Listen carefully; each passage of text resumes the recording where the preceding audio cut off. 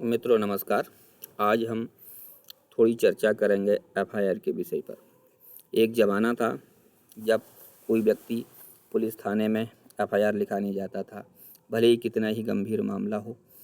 अक्सर कई बार पुलिस यह कह देती थी कि आपका मामला हमारे थाना क्षेत्र के अंतर्गत नहीं आता, ये जो घटना घटी है यह हमारे थाना क्षेत्र के अंतर्गत नहीं घटी है, आप दूसरे थाने में जाइए।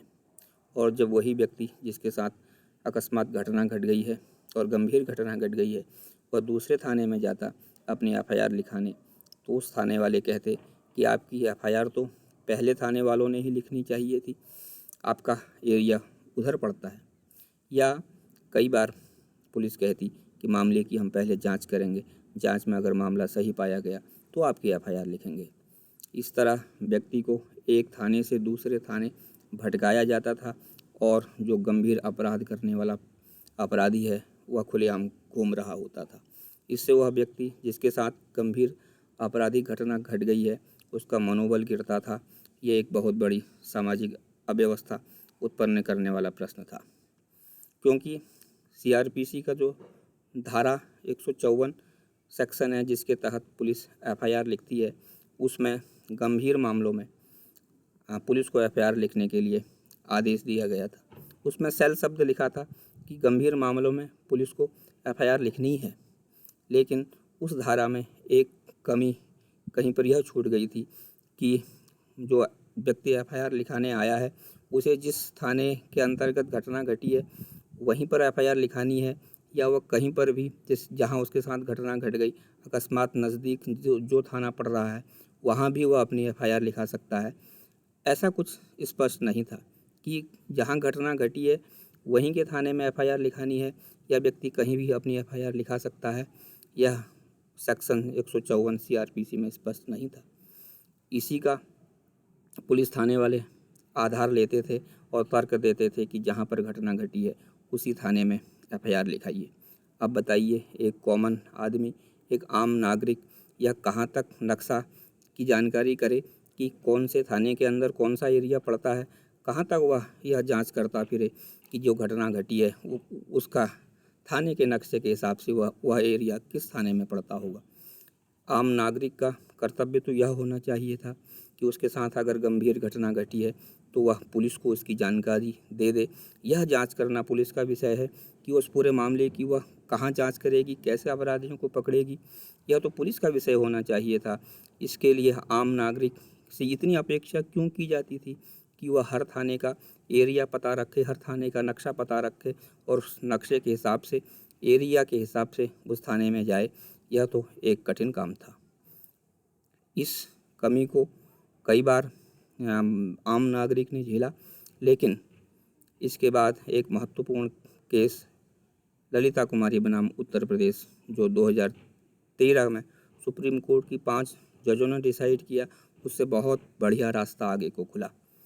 वैसे भी यह देखा जाना चाहिए कि जब सारी पुलिस सरकार की है और सारे पुलिस स्टेशन सरकार के हैं तो आम आदमी को, आम नागरिक को यह सुविधा होनी चाहिए कि वह कहीं भी जा कर के सरकार की पुलिस को यह सूचना दे दे कि उसके साथ गंभीर लूट हुई है, उसके साथ गंभीर अपराध किसी ने घटित कर दिया है। यह तो पुलिस की जिम्मेदारी होनी चाहिए थी कि वह उस घटना करने वाले अपराधी को किस तरह से पकड़ेगी, कहाँ से पकड़ेगी, कहाँ से जांच शुरू करेगी। यह जिम्मेदारी तो सरकार की, उस पुलिस की होनी चाहिए थी। लेकिन होता था उल्टा, पुलिस के बजाय उस जिसके साथ गंभीर घटना घट गई है उसे यह जांच करनी थी कि यह घटना वाला एरिया किस थाने क्षेत्र में आता है, वहीं जाकर के उसे एफआईआर लिखाने का प्रयत्न करना है। और कई बार तो पुलिस पहले हम जांच करेंगे और मामला सही पाया जाएगा तो एफआईआर लिखेंगे, ऐसा बहाना भी लेती थी। इस मामले में जो ललिता कुमारी बनाम उत्तर प्रदेश राज्य वाला केस है जो सुप्रीम कोर्ट ने 2013 में डिसाइड किया और संवैधानिक पीठ ने, अर्थात 5 जजों की पीठ ने इसमें फैसला दिया।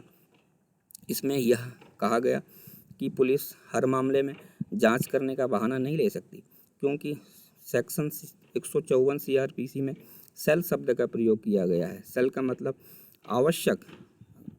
पुलिस को अगर गंभीर मामलों की सूचना दी जाती है तो उसे एफआईआर लिखनी ही है, लेकिन पुलिस कभी कभी जांच करने के बाद एफआईआर लिखने का बहाना बनाती थी। ललिता कुमारी वाले केस में भी ऐसा ही हुआ था। ललिता कुमारी एक नाबालिग बच्ची थी जिसका अपहरण हो गया था।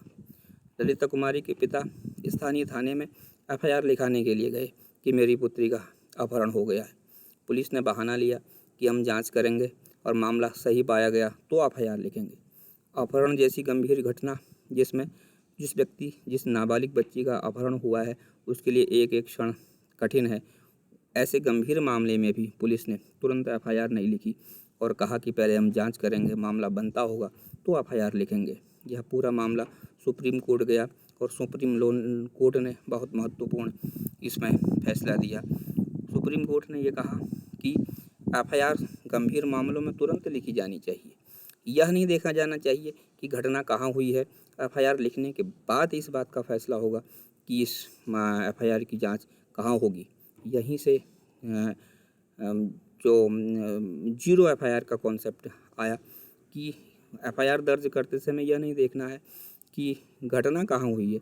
एफआईआर गंभीर मामले की सूचना जिस थाने को भी मिल रही है वहाँ एफआईआर दर्ज होनी चाहिए।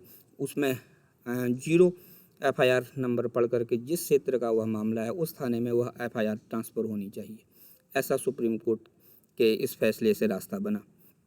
और सुप्रीम कोर्ट ने यह भी कहा कि हर मामले में पहले जांच करना उसके बाद एफआईआर लिखना ये कोई रूल नहीं है। ये बहुत अपवाद मामलों में, जो गंभीर मामले नहीं हैं, अर्थात पारिवारिक मामले जिसमें पति पत्नी का झगड़ा है, भ्रष्टाचार के मामले हैं, मेडिकल नेग्लिजेंस वाले मामले हैं, या आपसी लेन देन वाले मामले हैं, या जिसमें एफआईआर लिखाने में बहुत देर हो गई है, 2-3 महीने का लेट हो गया है, उसमें पुलिस अपनी प्रारंभिक जांच कर सकती है।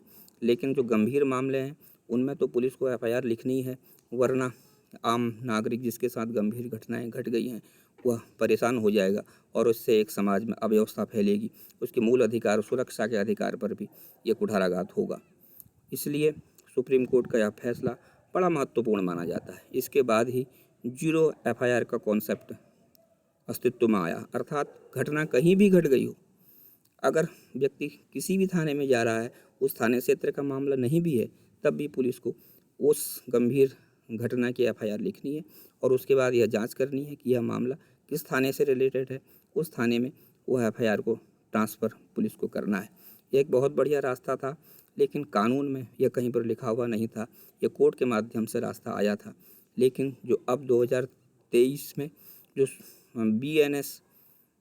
BNSS भारतीय नागरिक सुरक्षा संहिता आई है, उसका 173 सेक्शन है, उसमें साफ लिख दिया है कि बिना एरिया देखे, irrespective of the area where the offence is committed, यह शब्द है।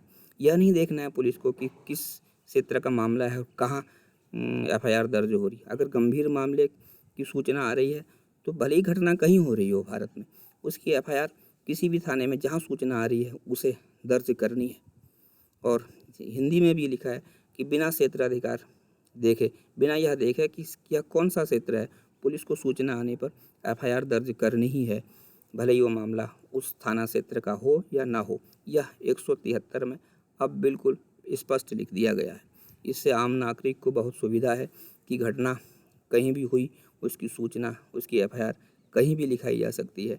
और इस सेक्शन में भारतीय नागरिक सुरक्षा संहिता जो नया कानून आया है, इसके सेक्शन 73 में यह भी लिखा है कि जो पुलिस एफआईआर दर्ज करने से पहले जांच करने का बहाना लेती है कि हम प्रारंभिक जांच कर रहे हैं, वह भी केवल 7 साल तक के मामलों में, और उससे 7 साल तक या उससे कम के अपराध वाले मामलों में पुलिस प्रारंभिक जांच कर सकती है, वह भी केवल 14 दिन के अंदर।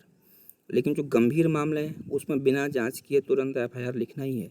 और जो 7 साल तक की सज़ा तक जिसमें अपराध है उसमें पुलिस जांच करेगी, वह भी 14 दिन के अंदर उसे अपनी जांच पूरी करनी है। वह बहुत लंबे समय तक अपनी जांच कर रहे हैं इसका बहाना नहीं ले सकती। या तो उसे एफआईआर लिखनी है या फिर कारण बताना है कि वह एफआईआर क्यों नहीं दर्ज कर रही। यह सब उसे 14 दिन के अंदर करना है, वह भी उन मामलों में जिनमें 7 साल तक की सज़ा का प्रावधान किया गया है। उससे अधिक गंभीर मामलों में वाली अपराधों में पुलिस को हर हालत में एफआईआर दर्ज करनी है क्योंकि पुराने 154 CRPC में भी और नए 173 CRPC में भी 173 BNSS में भी इस सेक्शन में FIR दर्ज करने वाले सेक्शन में सेल शब्द का प्रयोग किया गया है। अर्थात गंभीर मामलों में, संज्ञेय मामलों में पुलिस को FIR दर्ज करनी है, यह इस सेक्शन का आशय निकलता है। इससे आम जनता को बड़ा राहत है जो नया कानून अब आया है। इससे व्यक्ति यह सुरक्षित है कि अब पुलिस यह बहाना नहीं ले सकती कि आपका मामला फलाने थाने से संबंधित है, आप फलाने थाने में जाइए, हम आपके मामले में कुछ नहीं कर सकते। पुलिस को यह नहीं देखना है कि यह किस थाने का मामला है। अगर गंभीर अपराध की सूचना पुलिस को मिल रही है तो FIR दर्ज करना पुलिस की जिम्मेदारी है। अगर उसके क्षेत्र का वह मामला नहीं है तो FIR दर्ज करने के बाद उसमें 0 नंबर डाल करके वो जहाँ जिस क्षेत्र का मामला है उस क्षेत्र के थाने में उस मामले को ट्रांसफ़र करना, यह पुलिस की जिम्मेदारी है। यह एक बहुत राहत भरा कानून आम जनता के लिए सिद्ध होने वाला है। आज के लिए इतना ही।